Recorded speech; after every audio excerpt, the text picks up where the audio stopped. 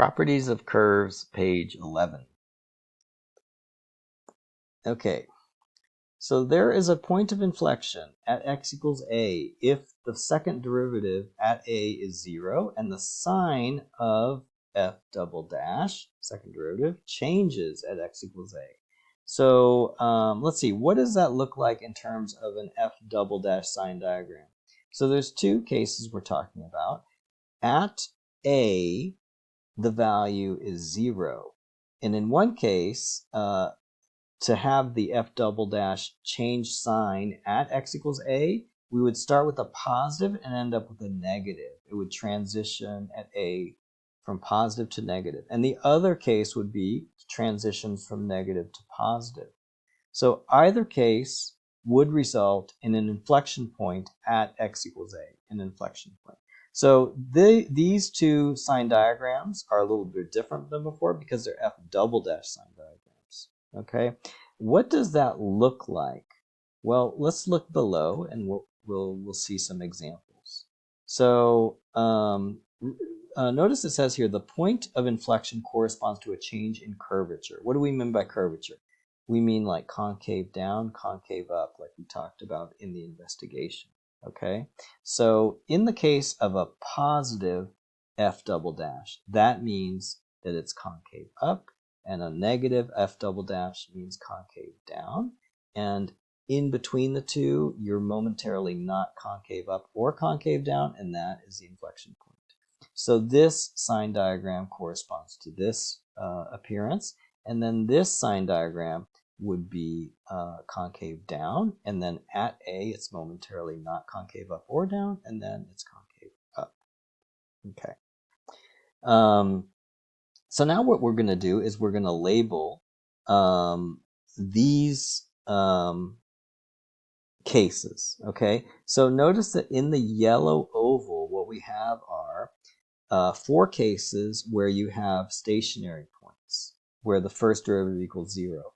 And in the green oval, you have 4 cases where you have inflection points, where the second derivative is 0.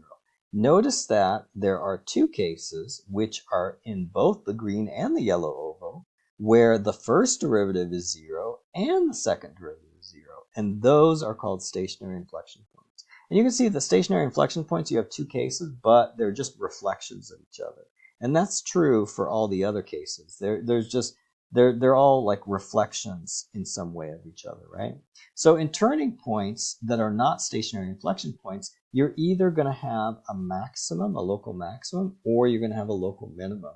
And what are the f double dashes for each of these? So this would be concave down, so it would be a negative f double dash. And this would be concave up, and so it would be a positive f double dash. Okay?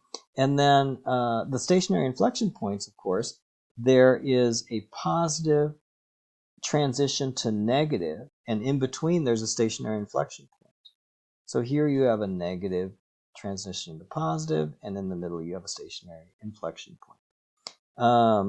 In the case of the non-stationary inflection points, notice that we have negative and we have positive, and momentarily we have a stationary inflection point where the f double dash is 0, okay, but the first derivative is not 0, right? The first derivative of the inflection point is not 0. So here we have positive transitioning to negative, and in between you have a stationary inflection point. Okay? Okay, now let's go down to number 1. In the diagram shown, B and D are stationary points. So B and D are stationary points. That's pretty apparent, right? B is the local minimum, D is the local maximum. C is a point of inflection. That's also pretty apparent, right? C is in between the concavity that is positive and the concavity that is negative. Complete the table by indicating where each value is negative, 0, positive, or negative. Okay, so first let's analyze the positive and negativeness of the function itself. So when is the function below water and when is it above water? So below water, what do I mean by below water and above water? I mean when it is above and below the x-axis. So let's see. And in between, at this point, this point, and this point, of course, it is exactly on the x-axis. So at point A, it's obviously a positive function. At B, it's obviously a negative function. At C, it is slightly above the x-axis, right? So I'll put positive. At D, it is clearly above. And at E, it is exactly on the x-axis. So I'll put 0. Okay, now I'm going to erase this. Okay, and now we're going to look at the f dash value. So f dash is talking about when is the function increasing or decreasing. So I'm going to mark the function where it's increasing in green and where it's decreasing in red. And now let's answer the questions. So point A, the function is decreasing, right? Because it's red. Point B, the function is in between increasing and decreasing. So it's momentarily at a stationary point, so it's 0. Point C, it is clearly increasing, so it would be positive. And point D, it is in between increasing and decreasing, so it would be a stationary point. And point E, it is clearly decreasing. It's right in the middle of the red. Okay? What about the second derivative? Now remember, the second derivative is referring to concavity. So concavity means when is it cupped up, when is it concave up, and when is it concave down. So remember, this is concave up and this is concave down. So this is obviously the positive concavity and this is the negative concavity. Where is the transition? At C. C is the inflection point. So C is where the second derivative is momentarily 0. And to the left of C, at A and B, we have positive concavity. And to the right of C, D and E, we have negative concavity because to the right of C, it's cupped down, concave down. And to the left of C, it's cupped up, concave up. Okay, so we're done with our table. Describe the turning points of y equals f of x. What are turning points again? Turning points are local minimums and local maximums. Where are the local minimums and local maximums? So they're at B and D, right? So would we say that B is a local minimum, local maximum, or a stationary inflection point? It is a local minimum, right? B is a local minimum. And what about D? D would be a local maximum. Okay, describe the inflection point of y equals f of x. So the inflection point would be C. So C is an inflection point, and is it a stationary inflection point? No, because the derivative at C is the first derivative at C is not 0. So it would be a non-stationary inflection point. Okay. Let's go down to 16D2, number 1.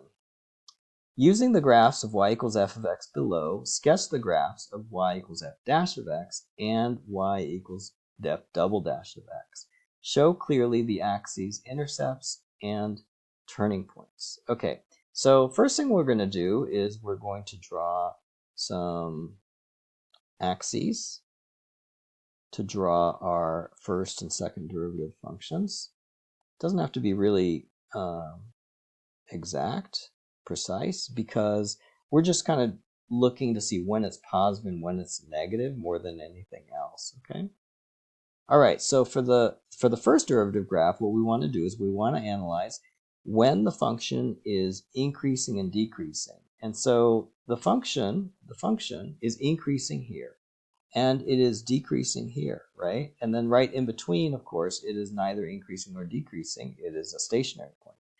At the stationary point, the f dash graph should be at 0, right? When the function is increasing, we should have positive values of f dash. And when the function is decreasing, we should have negative values of f dash. So basically the function looks kind of like this, right? Could be a line, maybe it's not a line. If this is a parabola, it's a line, but if it's not exactly a parabola, maybe it's not exactly a line. But basically we have a increasing function which crosses the x-axis at this point right here. Kind of like that. Okay? So that is our first derivative. Our second derivative function should be found using one of two methods. One would be we take a look at the original function and we say, what is the concavity of this function? The concavity of this function throughout is concave up.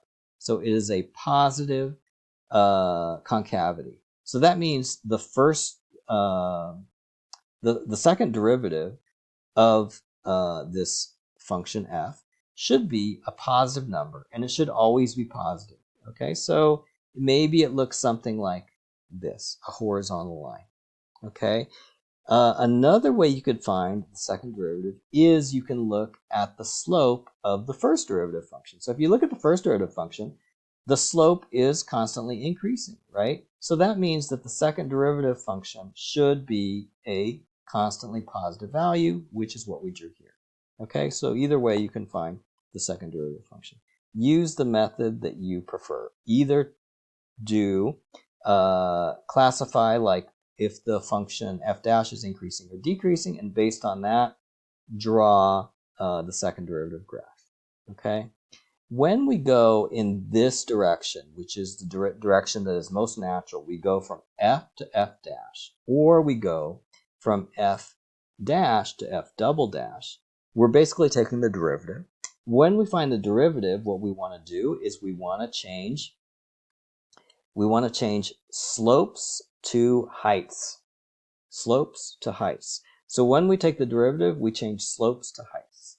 Do you see how we find the slope here, and we say this is positive, and we change it into a positive height, a y value that's above the x-axis, okay? Let's use this philosophy when we do the others, okay? All right, so we are going to do b, and when we do b, again, what we're going to do is we're going to use our f function, and we're going to draw an f dash function and an f double dash function. Let me draw first axes.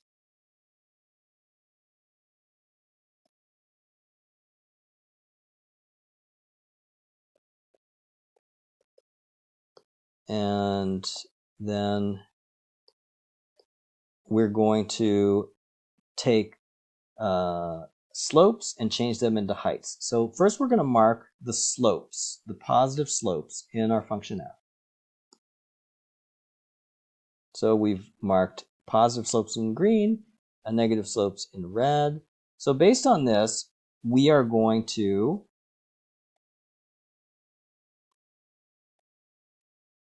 mark mark everything in heights. Okay, so we're going to take our positive slope and we're going to change it into a positive height. So it would be somewhere up here.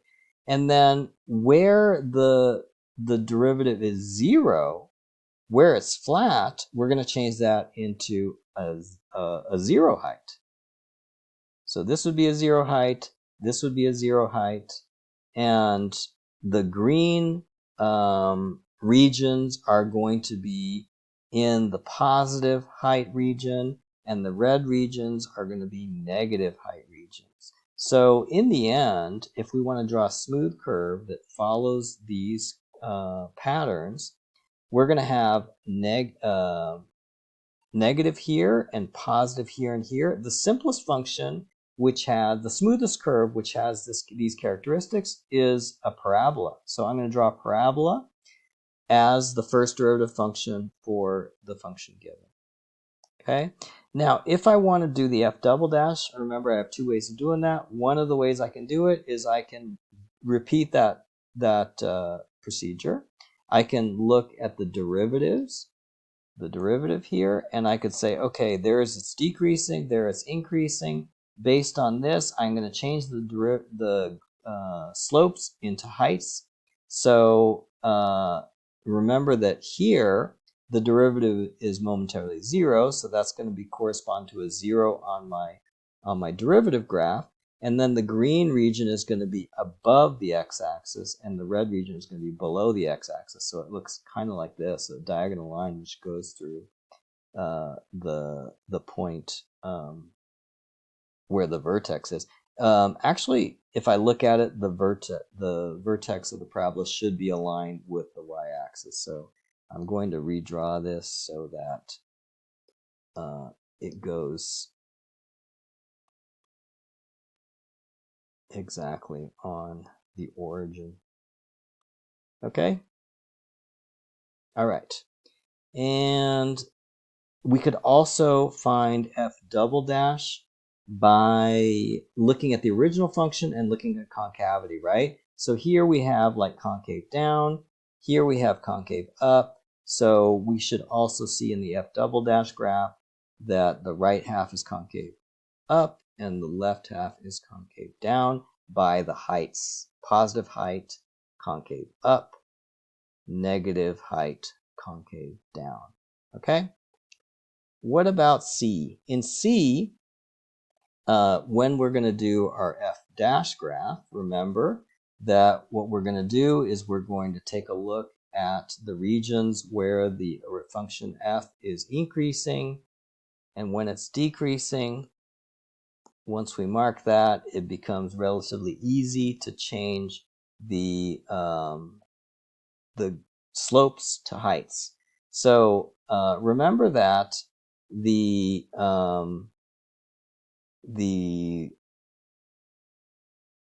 stationary points are going to be where the derivatives are 0. So the derivatives is going to be 0 here and also at 3.